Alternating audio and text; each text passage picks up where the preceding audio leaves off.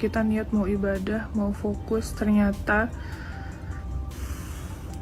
saya dapat info bahwa si gerong-gerong ini meminta tolong.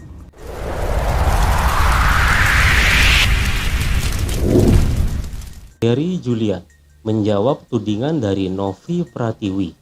Gary membantah semua statement Novi, salah satunya termasuk penggelapan uang 100 juta oleh Gary dan dugaan Gary salah dalam etika mengambil keputusan sebagai ketua yayasan yang baru.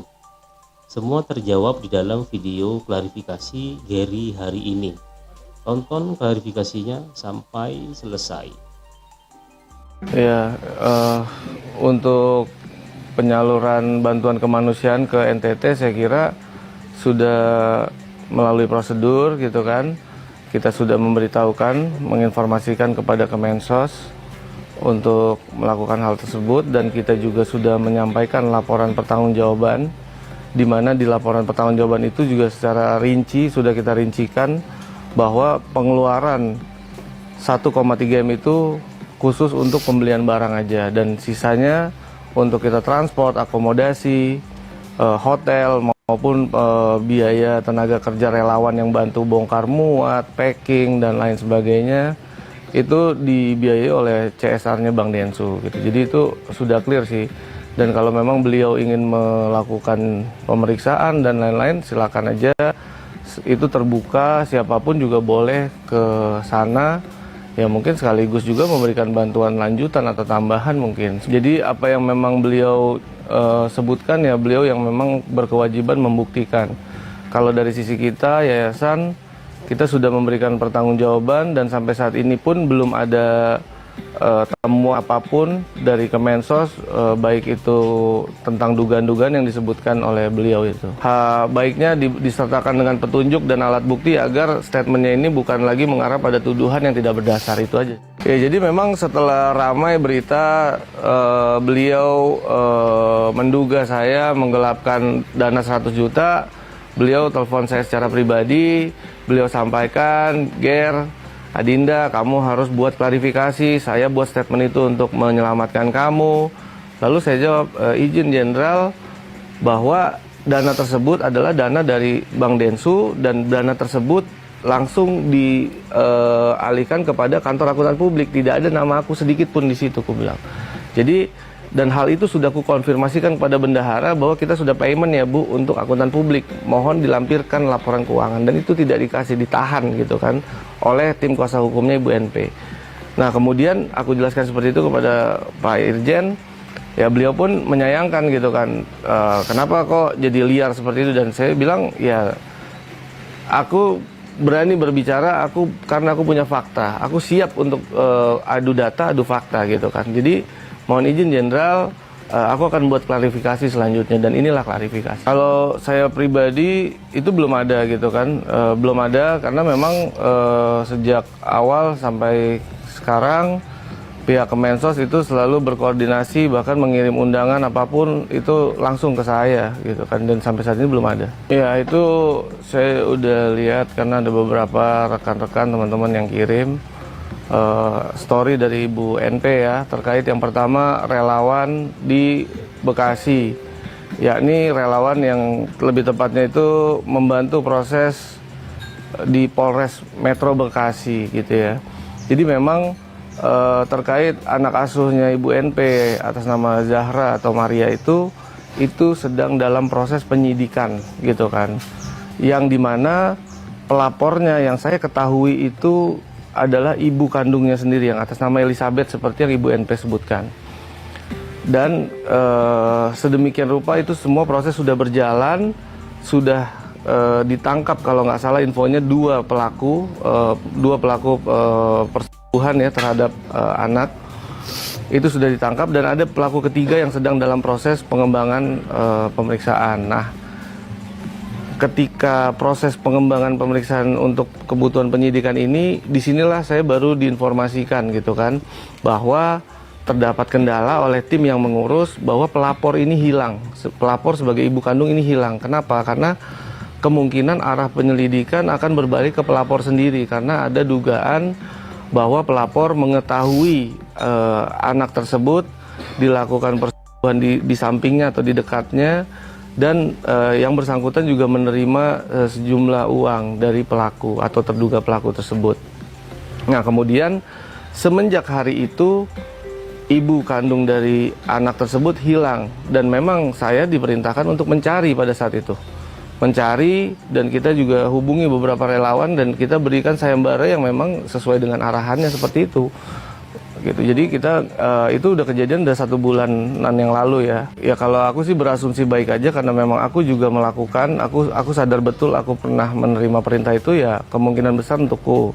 Dan yang kedua begini, walaupun memang saat ini hubunganku terlihat kurang baik gitu kan, apa-apapun yang memang sudah berjalan sebelumnya ketika terfollow up oleh relawan-relawan itu otomatis akan aku follow up ulang gitu. Jadi itu nggak ada yang aneh gitu. Approval dan by komando ya, atas perintahnya pasti itu semua berjalan seperti itu. Keadaannya memang aslinya seperti itu. Saya bergerak, bertindak semua atas perintah beliau. Kalau untuk perintah hal-hal yang bersifat konfidensial memang sering kali kita lakukan secara lisan gitu kan, tidak melalui WA karena intensitas kita pertemuan juga cukup sering gitu kan. Jadi untuk hal-hal seperti itu memang untuk dibuktikan. Tapi memang dalam hal kan itu semua berdasarkan perintah beliau. Dalam mekanisme itu kalau yang saya lihat kan itu pengirimnya di blur, penerima di blur, dan saya bisa pastikan dalam nama pengirim maupun penerima tidak ada nama saya. Dalam nama pengirim pun bisa saya sebutkan itu dari Bang Denny Sumargo gitu ya. Dan untuk penerima itu langsung ke kantor akuntan publik, dan memang itu sesuai dengan komitmen kita sebelumnya bahwa penyaluran donasi ke NTT ini akan kita selesaikan pada poin LPJ dan audit akuntan publik. Dan ini khususnya kenapa kok pembayaran ke akuntan publik seolah-olah dijadikan masalah, karena memang sebelumnya saat saya minta data untuk laporan keuangan tahun anggaran 2024 itu tidak diakomodir ya gitu, sehingga kemudian dipermasalahkan pembayarannya, dan ya kita keep on going, kita akan tetap berjalan bahwa kita akan tetap buatkan laporan keuangan berdasarkan mutasi yang memang terjadi di 2024 gitu, karena itu memang kewajiban yayasan. Ya kalau untuk perihal tersebut itu merupakan hak setiap warga negara untuk melaporkan hal-hal yang memang tidak bersesuaian dengan dirinya atau individunya gitu kan, silakan aja. Yang saya pastikan saya tidak akan kemana-mana, saya akan klarifikasi, akan saya bawa petunjuk-petunjuk. Aku kurang bisa mengasumsikan itu, tapi mungkin bisa aku duga-duga kemungkinan adalah bendahara gitu ya, karena koordinasi yang terjadi antara saya, ketua yayasan itu lebih dominan dengan bendahara yayasan. Kalau komunikasi itu kita sesuaikan dengan tugas pokok dan fungsinya. Ketika kita bicara tentang keuangan, otomatis kita akan sebagai ketua hanya berkomunikasi dengan yang berwenang, yakni bendahara gitu. Itu aja sih. Kalau memang kita berurusan dengan administrasi, pasti akan saya hubungi sekretaris. Di luar badan pengurus itu tidak berhak mencampuri operasional kegiatan yayasan, karena itu tidak ada disebutkan dalam ADART yayasan. Dalam ADART itu kan umum gitu kan, bahwa badan pengurus yang bertanggung jawab terhadap pelaksanaan organisasi yayasan, yang dimana mereka disebut sebagai pelaksana kegiatan gitu kan. Kemudian ada di sana unsur pengawas, unsur pembina. Mereka hanya menjalankan fungsi sebagai pengawas dan pembina, bukan turut campur dalam pelaksanaan kegiatan. Dan itu keliru kalau mereka ikut campur dalam pelaksanaan, dan itu bisa dikatakan melanggar atau menyimpangi ADART yayasan itu sendiri. Karena kan ADART yayasan yang saya jalankan itu adalah ADART periode ketua yayasan sebelumnya yang belum kita ubah gitu loh. Jadi seharusnya badan pengurus yang lama itu lebih mengetahui tentang itu daripada kita. Jadi kalau memang ketua dan bendahara ataupun ketua dengan sekretaris ingin dilaporkan, ya kita juga bingung ya, Ibu NP ini memiliki alas hak apa gitu ya. Karena memang ketika berada di luar kepengurusan itu tidak bisa lagi melakukan intervensi terhadap kepengurusan gitu. Jadi kita sendiri pun nggak tahu ya motifnya apa, inginnya apa, tapi kita akan usahakan ini akan tetap berjalan lurus sesuai dengan formil yang dipersyaratkan, yaitu menyelesaikan audit akuntan publik, itu aja. Kalau terkait mengacak-acak, kita juga nggak tahu ya, ini asumsinya mengacak-acak seperti apa, karena yang saya ketahui, yang saya jalankan, yang kita jalankan adalah untuk menjalani kewajiban-kewajiban yayasan sebagaimana dikehendaki oleh Kemensos, ya ini membuat laporan pertanggungjawaban, ya ini membuat audit akuntan publik, dan itu menurutku adalah langkah formil yang memang diwajibkan pada yayasan, dan itu bukan langkah mengacak-acak. Karena sesungguhnya kalau memang mau mengambil alih yayasan, mereka harus menempatkan dirinya, individunya sebagai ketua yayasan, gitu. Karena dalam undang-undang yayasan diamanatkan seperti itu. Jadi kalau untuk organ atau individu yang di luar badan pengurus itu tidak bisa cawe-cawe di dalam pengurusan. Ya, jadi itu juga bingung ya kalau seolah-olah kudeta ini, aku nggak ngerti ya. Karena begini, pada pertama kali itu memang hanya ingin nonaktif 30 hari dan saya melakukan preskon. Kemudian itu ada intervensi dari tim penasihat hukumnya Ibu NP bahwa kalau dana ini mau disalurkan ke NTT, Ibu NP harus total keluar daripada yayasan, gitu kan. Dan akhirnya kita kerjakan lagi, oke, sesuai perintah kita kerjakan lagi. Masuklah saya sebagai ketua di sana, dan yang membayar semua notaris pun secara individu Ibu NP, bisa dicek ke notaris. Jadi nggak ada kudeta, itu dia sendiri yang membiayai kan gitu. Kemudian ketika mau berangkat, tim penasihat hukumnya Ibu NP ini minta lagi harus ubah spesimen karena spesimen masih atas nama Ibu NP. Akhirnya 1 hari sebelum berubah saya urus ke bank, saya rubah itu spesimen. Di sidang sebelumnya kan ada hadir kuasa hukum mewakili yayasan. Apakah sudah berkoordinasi sebelumnya? Tidak ada gitu, karena yang saya lihat dokumennya itu kuasa hukum setara atau quality ya kantor hukumnya itu adalah kuasa untuk individu Ibu NP dan Ibu NP sebagai ketua yayasan, yang dimana itu seharusnya pengadilan sudah update karena di 3 Januari sudah ada perubahan. Ibu NP mengundurkan diri dari yayasan gitu. Jadi dan sejauh yang saya lihat dokumen yayasan itu, yayasan belum ada membuat kuasa sebagai badan hukum kepada penasihat hukum gitu. Jadi menurutku itu adalah satu tindakan yang bisa diduga ilegal gitu. Aku berangkat bukan sebagai public figure, bukan sebagai artis, hanya menjalankan tugas, dan aku pastikan bahwa tugas ini bisa selesai sesuai dengan ketentuannya. Mungkin setelah itu apa yang terjadi ke depan ya kita lihat lagi nanti gitu. Saat ini kita fokus untuk akuntan publik aja. Ya memang terkait kata-kata tersebut aku pun shock ya, karena memang baru sekali itu sepanjang aku mengenal Ibu NP, baru kali itu beliau melakukan hal yang kurang baik melalui chat kepada aku gitu kan. Jadi pada saat itu aku pun tidak membalas apapun, ya hanya diam.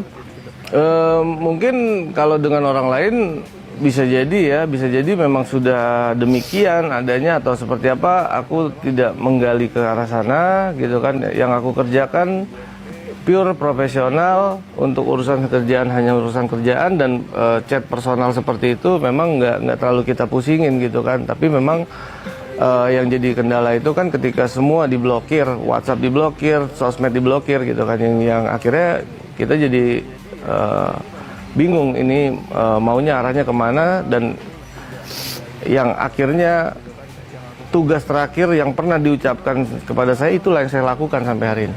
Nah, seharusnya kan itu etikanya ya,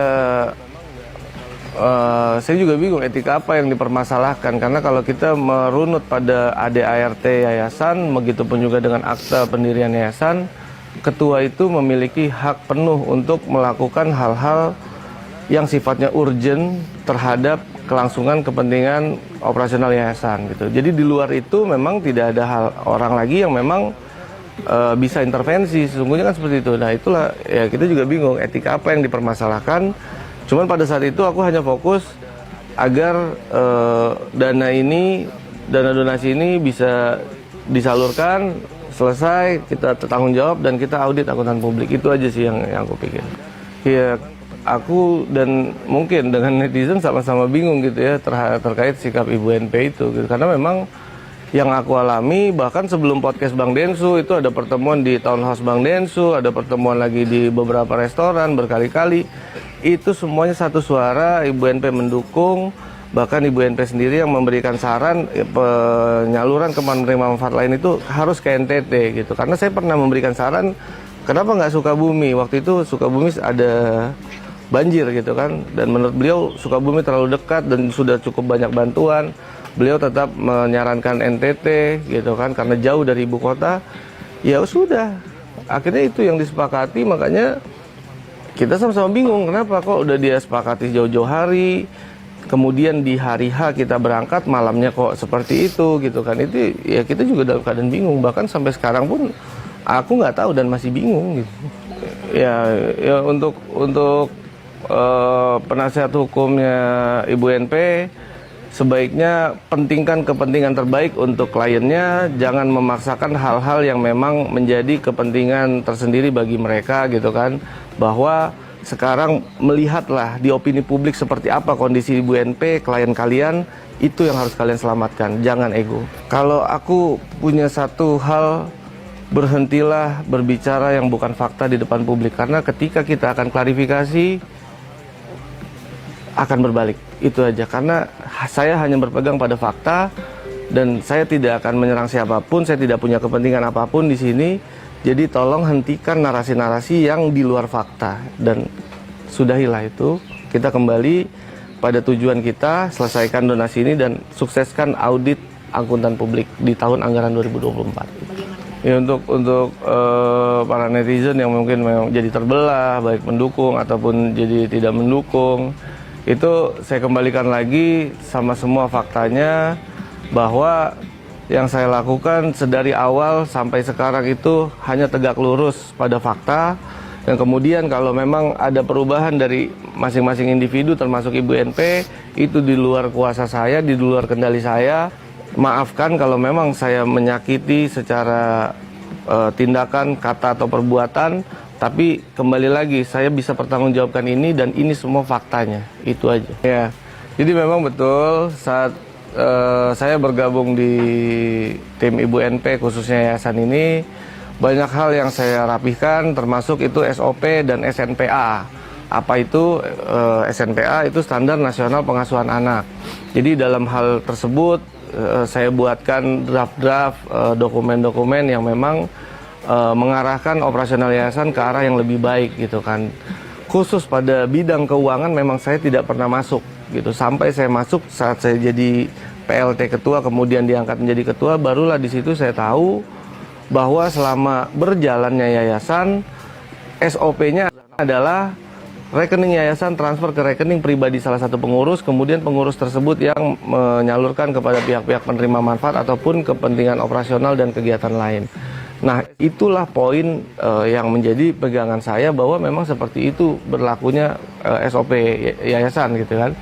Dan pada saat itu tidak ada pembaruan, dan menurut saya kalaupun memang si masing-masing individu bisa membuka rekeningnya, bisa menunjukkan aliran dananya, itu bukan masalah gitu.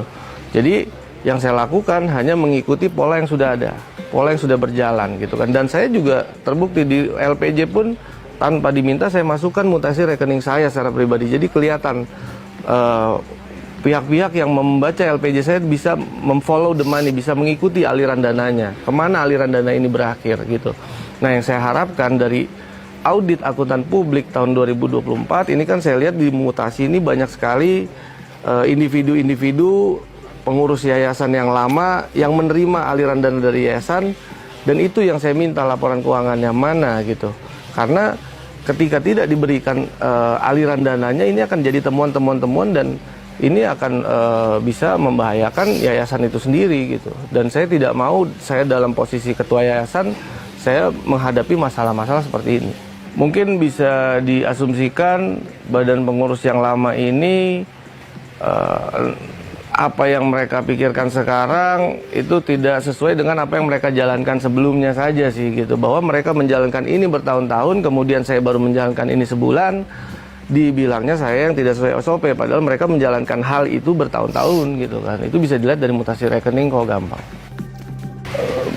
Saya rasa Ibu NP sangat tahu karena yang pertama kali meminta saya ke Bank Densu untuk meminta dana CSR 100 juta itu adalah Ibu NP sendiri gitu kan. Karena dana yayasan tinggal, ya kita tahu setelah digeser 1, tinggal 2 juta gitu kan. Dan ini untuk operasional keberlangsungan yayasan gitu kan. Tapi memang Bank Densu hanya mengabulkan hanya senilai 100 gitu kan. Dan